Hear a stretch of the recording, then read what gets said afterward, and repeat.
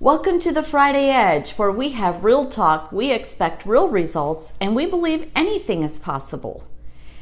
Hope you all are having a great day so far today. I had to think of something this morning. There is an old proverb that goes something like this: as a man thinks in his heart, so is he.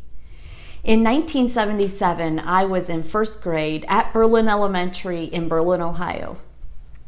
Now, first grade was intimidating for me, and I was okay as long as I had my friend Ruth beside me. Now, Ruth was a very competent, intelligent, very kind and calm friend. And she was my cousin, and we grew up together, and I loved to be with Ruth. There was a difference, though, between Ruth and I, and one of those differences was I wasn't a very good reader at that time. And you all probably know, being in first grade, it's pretty important that you're a good reader. So in 1977, they had a program in schools, and some of you may remember, and it was called remedial reading. Now, remedial reading was for those kids like myself who weren't quite as smart, maybe, as some of the others, and who kind of struggled. At least in my first grade mind, that's how I interpreted it. Now, I had to go to remedial reading 1 to 2 times a week, and during that time, that really formed a way of thinking in me that I was different than other people, that I wasn't as smart as everyone else. And I hate to admit it, but that really has carried over into my life. Now, you may have heard the term limiting beliefs, and I believe that we probably all at some level have some limiting beliefs that we're just simply not aware of, that really affect the way that we go about doing things. Now, my limiting belief was that I wasn't smart enough, and it came all the way back from first grade.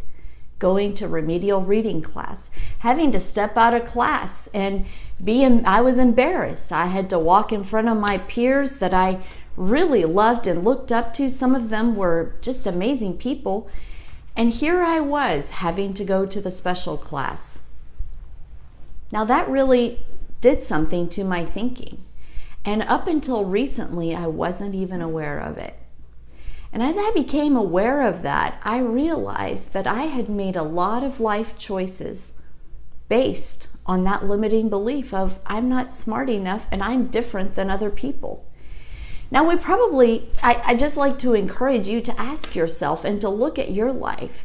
Maybe you've had opportunities come your way, or someone has said, man, you would be really great at doing this, but in your mind you immediately think, oh, I could never do that. I could never do that. Well, why? You see, I believe we are all born with a limitless potential. I believe God created us that way. We're created in His image. And if we're in fact created in His image, then why can't we do anything? But sometimes we say that we believe something, but we don't really believe it. I'm a huge champion of people. I can tell people all day long, I believe in you, you can do anything you want. But then what happens when I'm presented with something and I think, oh, I can't do that? See, that's a conflict in my mind. And I'd like to challenge you today to take a look at your life and ask questions. What are the things that really hold you back?